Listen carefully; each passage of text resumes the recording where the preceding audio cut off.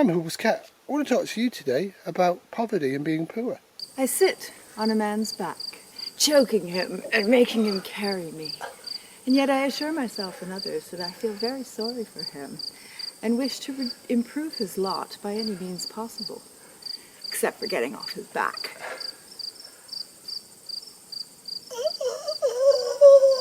Damn, I need another worker.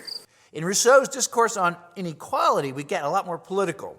We get a lot more political because there Rousseau is trying to underscore the ways in which the ideology of progress, property, and the state contribute to our misfortune because they support the rich at the expense of the poor. And that the ideologies that govern our modern cultures, those ideologies undermine equality and create conditions in which we not only favor the rich, but these are conditions that lead everybody to desire to become like the rich. Maybe not what you think it is. And that's even worse than supporting the wealthy. What's worse is that we create a culture in which the only thing that matters is coming out at the top of a hierarchy.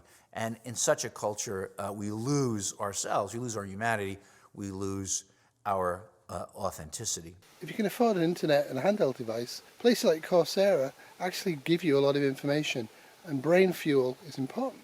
So the problem in modern society isn't that we admire the rich or even that we think they deserve to be much richer than us, but we want to be the rich. Wealth, money, land, status, it's all power, and power is what we crave on an individual level.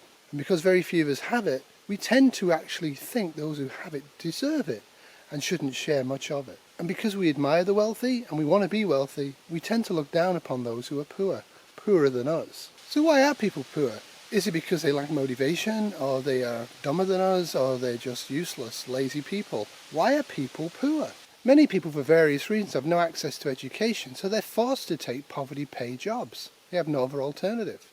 They couldn't afford to go to higher education, or they had parents who didn't encourage book reading and learning and thinking as a child. And that's sadly a lot of people. The poor don't have money for quality housing, so they're forced to use cheap housing and then pay in time and money for a long commute to their poorly paying work. Poor are forced to pay higher interest on any debt that they have compared to the rich. Their rates are much, much higher than, for example, mine are.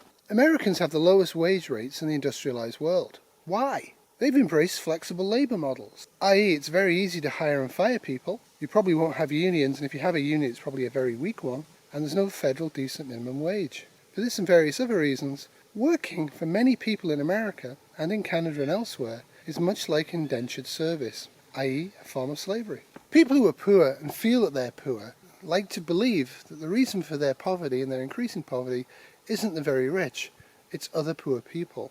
It's easy to blame illegal migration, not that there is such a thing, but housing rents in America have increased by 325% over wage increases since 1985. This clearly is a very substantial reason why so many more people are in debt and there is so much more homelessness. It's got nothing to do with migration. 84% of all bank fees in the United States of America, and that's a total of $11.7 billion a year, are paid for by customers who have less than $300 in the bank. That's right, 84% of all the bank fees to keep the banking system functioning in the United States of America is entirely dependent on people who are poor. Now, you may have heard a lot about taxing the rich, but the truth is we don't need to tax the rich. We need to collect the taxes they legally owe. In the United States of America, the very rich are only paying 75% of the taxes that they legally owe to the IRS. There isn't a big movement to find them and get their cash from them. So you understand what I'm talking about. Over $1 trillion a year in legally owed taxes by the very rich in the United States are not paid and never collected. Over $1 trillion a year. The equivalent of $193 billion a year, every year, in the United States of America is gifted by state and federal governments to homeowners to help them out. And a lot of them have more than one home and aren't really particularly poor. So I guess what they spend on assisted housing in the United States. They're spending $193 billion helping out homeowners. How much do they spend on people who can't afford to rent and need a place to live? The answer is $53 billion. That's Trump change when you consider that the very rich owe $1 trillion a year they're not paying in tax, legal taxes that are in place right now. And another major cause of the housing crisis? Less than 1% of all housing is cheap and subsidised assisted public type housing, less than 1%, and it tends to be located in certain cities only. Such rental that's cheap that's available tends to be in very bad areas, very bad neighbourhoods for crime or pollution or by highways, various reasons, and it's inaccessible to where the jobs are, so long commutes. But it's even worse than that. Most of the rents paid in those areas are not very much less than the rents paid in high areas, just enough less to make sure that they keep occupied. That means landlords make more profit renting out cheaper housing than they do expensive housing, because the housing costs are a lot cheaper in those areas. But the rental costs are not that much cheaper. The richer you are, the more society gives you. 50% of Americans get tax advantageous health benefits. 30% are in tax-deferred retirement plans. At the other end, only 14% of Americans get food stamps, and only 19% get earned income tax credit. So America has this inequality far sharper than anywhere else in the world that's industrialized and Western. But Canada has this as well, and so does Britain, and so does France. Wherever you live in the world, the rich, generally speaking, pay much less tax per dollar they earn than the poor do. And generally speaking, they get a much bigger slice of the tax pie from the government than the poor do in terms of percent. So what can we do about this? Well, you can support unionised businesses. You can support an actual real rise in the minimum wage. You can support collecting taxes. And you should be supporting increasing taxes on excessive profits. The market's not self-correcting, is it? Support more public programmes that are free at source, like health, education and transport. And you should support an increase in social assistance, because one day you might need it. By making ourselves pay more, we're supporting others, we're giving others more money and more opportunity to spend that money in their local communities, which will probably recirculate back to us. If we give ourselves the opportunity to avoid paying tax, we're defunding the government. The very rich spend their wealth on yachts and abroad and private planes. The very poor spend them in the local communities. The money gets recirculated in the same economy that gifted them in, and tends to get amplified. Giving money to the poor makes much more fiscal sense than giving it to the very rich. So blaming the increased feeling of poverty that we're all having right now, well, all of us apart from the very rich, it's easy to blame immigration. Blame it on illegal immigration, which is no such thing, because illegal immigration is illegal and people would get removed from the country quite simply if they were here illegally. However, in Canada and the United States, a lot of these refugees are doing jobs that we won't do, like farm work and retail work and industrial work that we just won't do.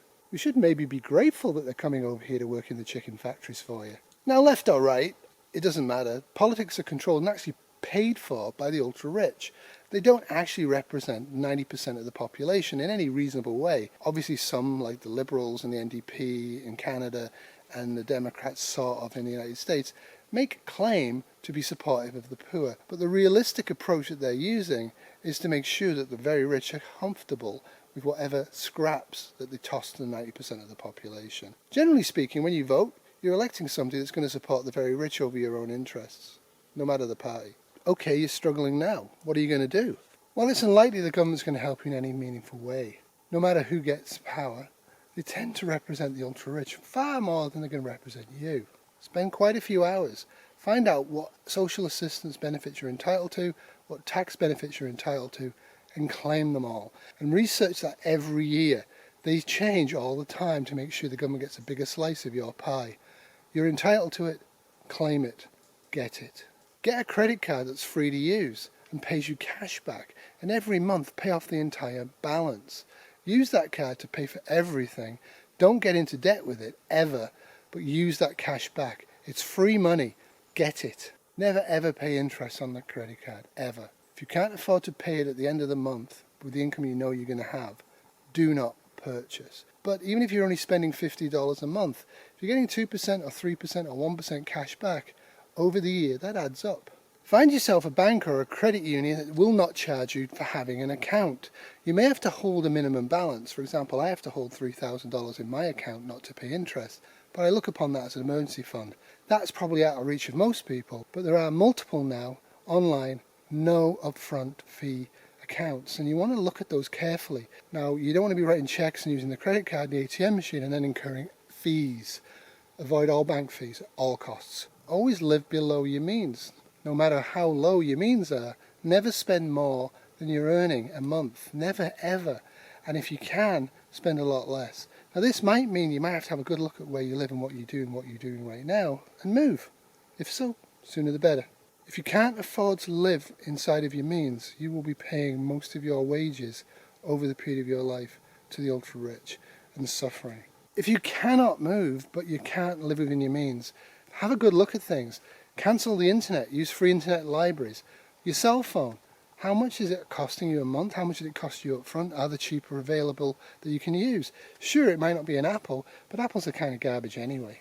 Travel once a week using free transport or public transport or walking or biking to richer areas and go to their thrift stores on a Tuesday morning, because have a look at what they've got. Can you use their stuff? Is it much cheaper than what you'd have to pay for new stuff? And also, can you take some of that stuff and can you sell it and make a profit?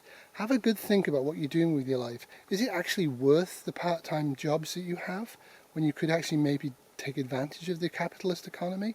Have a think. Grow and forage as much food as you can, and this includes using food bank. Depressing as it is, unhealthy as the food often is, consider every option available to you to reduce the costs you're paying out per month and increase the amount you're able to save.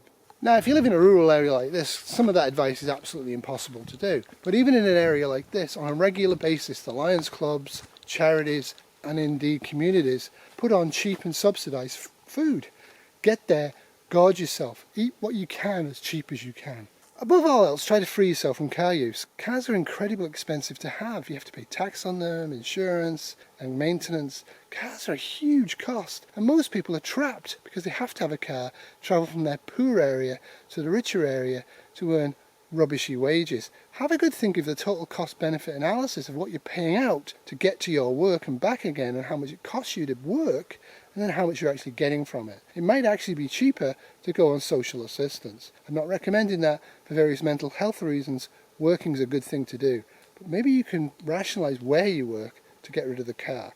It would certainly save you a lot of money. 10 years ago I needed to get a lawnmower, so I actually bought a very expensive electric one.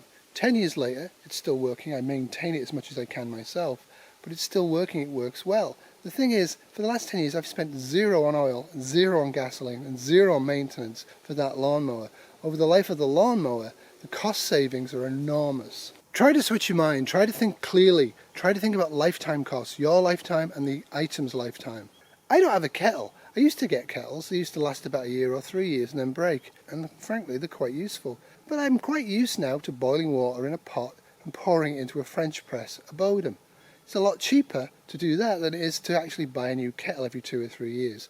Even though kettles might be the same price as the Bodum, if looked after, is going to last a lot longer, so its lifetime costs per year are much less than buying kettles. Of course, I'm talking about electric kettles. Get education, read books, think, listen to audible books online that are free. There's lots of them. You don't have to pay for this stuff, but we're habituated to supporting capitalism and buying never used personal items. Think more about renting for free by using libraries or YouTube. There's a ton of sci-fi books and other books online on YouTube that are read out loud, quite pleasant to listen to if you can't stand reading. But I would advocate learning to read a book. It's good for you. There are libraries.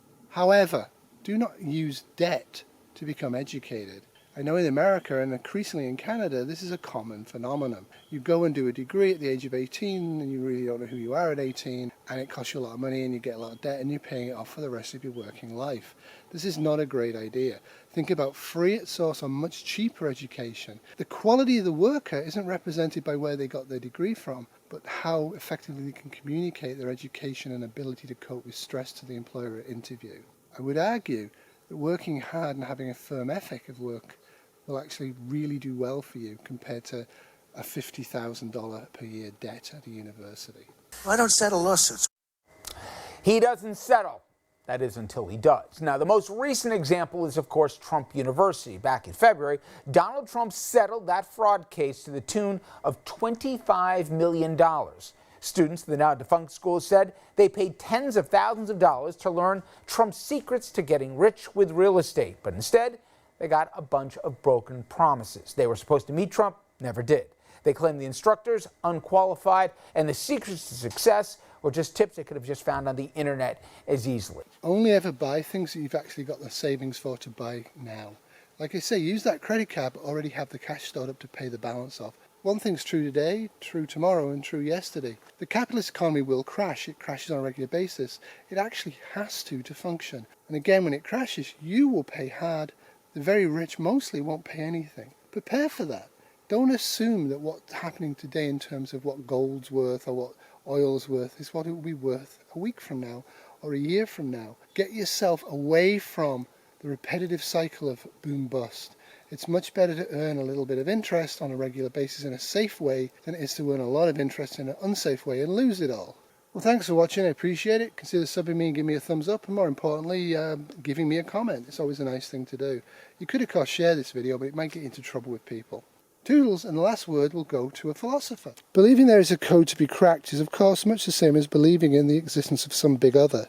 In every case, what is wanted is an agent who will give structure to our chaotic social lives. Yourself. This has been a Non-Kayaking Terrier production 2023.